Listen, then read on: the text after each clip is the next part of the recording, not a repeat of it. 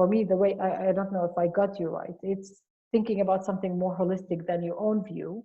But for me, in the Arab world, and even this, if we come back to the coronavirus, which should be also the core of our discussion, it has caused, for me, it has caused people to go back, to regress more to their origins. Like, for example, our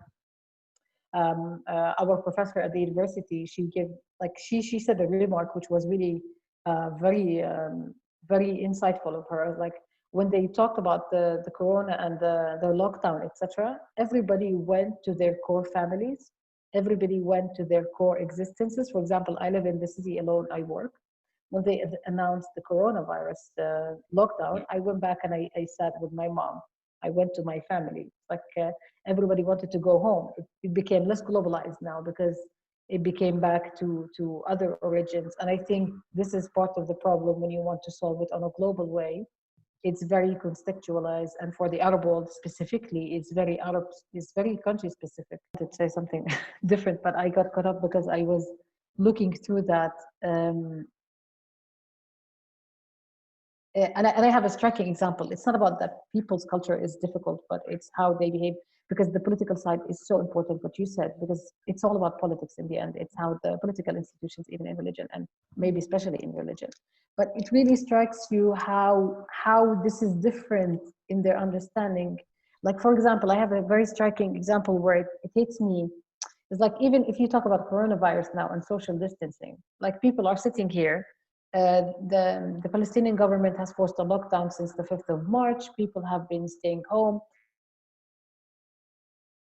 You're not supposed to go out. You need to wear masks, etc., etc. And then when it started to open up, please use social distancing. Please stay away from each other. And the first minute we went out, everybody was stuck to each other. It's like, and it's really crazy. But the problem is, the same people would go, for example, to Jerusalem, where it's occupied by the Israelis and it's under the Israeli authorities. They stay away from each other. And the question is why? Why the same people? It's like in the same place, not different time, same time. And it goes again for, like, the people the Palestinians who live in Jerusalem. So they live under the Israeli jurisdiction as the state of Israel. And then they go past to Ramallah, which is under the Palestinian Authority. There's, I don't know, it's less authority of police, etc. It's like they follow the rules, the traffic rules so eloquently in Jerusalem. Like, they stop, they do everything. The minute they go into Ramallah, they break every traffic rule. And the question is, what is about their mentality that changes? What is the different settings? What is the different political, and it's really crazy because they're the same people. I have an answer. And they look at it, it's like people who, and I'm sure, and I said that, I challenged some people like yesterday about that. It's like, I bet you the same people who are breaking the social distancing rules in a supermarket here in Ramallah, the minute they go into a different country, they would respect the rules there. And the question is, it's not about, it's like, what is it about? What is the answer for this kind of question? So according to my research, because I do political science research, there's empirical evidence that institutions shape behavior. So if there's a strong institution, your behavior will be shaped. So the example of that, like they say, there's this sentiment in Libya that says, Americans and Europeans they just respect the law. They're just respectful people. We are not. Like, Libyans are just like chaotic. And so what we saw in what was it, Minneapolis? Yeah, Minneapolis, following George Floyd's death by the police. The people of Minneapolis went crazy, like the riots and stores are broken into, tires are being burned. There's just fire. The city there's chaos, and I love to use that example because, well, here the same people, the Americans, behaved the exact same way the Libyans did when the institution lost its respect, its legitimacy. So in the U.S., the police, which is part of the institution, they lost their legitimacy after the death of George Floyd, at least in Minneapolis. So then people were like, okay, we're not going to respect the institution. So they went. In France, people respected the lockdown laws because there's a fine. You're going to have to pay so much money if you go out, and nobody wants to pay money. In Libya, they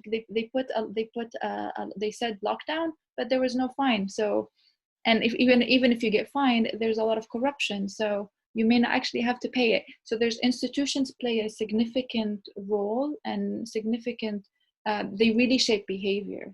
And so I don't think that it's just that the genuine human, that certain humans, certain individuals are more inclined to respect. And that's why I think you're right. When you go to a place that has laws, they're respected and follow it. And then when you go to a place, as you said, like the cross to Ramallah, automatically they break these same laws. As a Palestinian, usually for me it's negative discrimination against me. So the Israelis sometimes they try to divide us. So they try to treat me differently because I'm a Palestinian Christian rather than a Palestinian in general. So I tend to this bigger umbrella where I identify as a Palestinian with the Muslim culture I live in, because they want us to be divided to say that the problem are because Muslims are bad, we're fighting Muslims, they are against Israel, etc., etc. So it's that also political side of it. So it's multifaceted where I see myself. First of all, I feel I belong there, and the second one, I have other reasons to feel the need to be part of that bigger end. But what you're saying is, you and Shada has reminded me of Norbert Elias. I don't know if you heard of him. And then also what Foucault was saying about that. It's about discipline or institutions or how you force into that. So the control of society is like, nobody can see me, but I stop because there's a red light, because I know if I cross it, I'm breaking the law, etc. So it's that kind of mentality where it's so mixed up, because in a Palestinian context, I need to respect the law there. So there is a part of the law, but at the same time, I should be breaking a lot of other stuff because I'm fighting occupation. So we have this mix and struggle of doing that. And it's like, because I know in Jerusalem, I will be double fined, why I would be looked at differently because I'm a Palestinian, like I'm not a non-Jewish like citizen of Jerusalem. So I will be discriminated against. I'll probably take the fine, where some people could be dismissed because they're Jewish. And we see that on the roads, because there are joint roads where we are discriminated against because we're Palestinians, because they can fine us, and they do in a higher amount. And the second part is that I would disagree about the discipline, and it's also about, like, for me it's both. Like, I believe in where institutions could enforce this kind of culture, but at the same time it's also, I feel it's ingrained also in the way you are brought up and the way you are learning to do that. So you can be in a violent culture, for example, like in a violent upbringing where you are like yelled at, or you are always seeing people hitting other people, so you are brought up into that. Or it's like it's two different things for me. It's like two sets of things, but I believe that it's also ingrained in how you are brought up, despite the institution that would do that. Because I would agree and disagree on both ends. Like, I would agree on some laws or some enforcement of laws to make things right. But at the same time, I wouldn't agree on disciplining people using force or using the kind of control that even mentally controls you. Because sometimes for me, occupation is mental more than something physical I see only. And at the same time, I believe it's a culture that, because you are brought up to that. I'm really sorry to hear that, Laila. I think in the 21st century, it's just unbelievable that there is what is it is what it is. It is essentially apartheid. It is what it is, and it's just absolutely disgraceful that you have to go through that. I'm really sorry to hear that. And I think kudos to you as well for not allowing the oppression that you face to internalize your anger